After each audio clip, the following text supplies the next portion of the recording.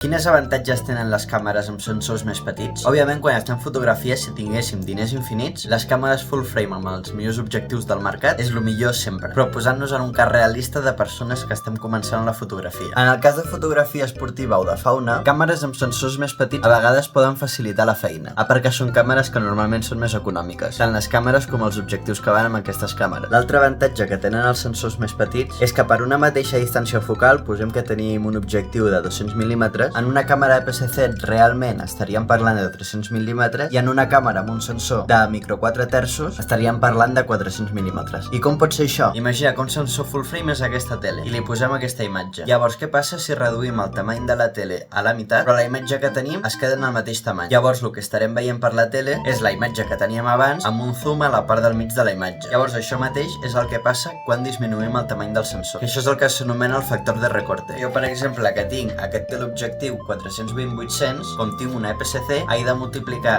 aquests valors per 1,5. Llavors, si féssim l'equivalència amb una càmera full frame, aquest objectiu seria un 630-1200. Repeteixo que una full frame amb els millors objectius del mercat sempre farà una millor feina, però estem parlant amb el cas de persones que comencen. I després també s'ha de tenir en compte la qualitat del sensor de cada càmera en concret. Hi haurà diferents càmeres full frame que els sensors seran diferents entre ells, alguns millors i alguns pitjors, i el mateix passarà amb càmeres APS-C i amb càmeres micro 4 terços. Jo, per exemple, quan em vaig comprar la meva primera càmera, com ja tenia en ment anar cap a fotografia esportiva, ja em vaig estar mirant que la meva primera càmera fos una càmera APS-C. No només per la pasta, sinó que amb un objectiu normalet, un 18-135, aconsegueixo arribar bastant lluny. Llavors, amb la majoria d'esports, amb aquesta lent vaig sobrat. Futbol, per exemple, això ja se'm queda curt i per això vaig pillar el teleobjectiu. I en el cas de fer fotografia de fauna, jo conec gent que de primera càmera es va pillar una càmera amb un sensor de micro 4 terços. Només pel fet d'aquest que amb objectius o teleobjectius normalets arribes molt més lluny i sobretot en vida salvatge fer fotos a coses que estan molt a lluny és el dia a dia.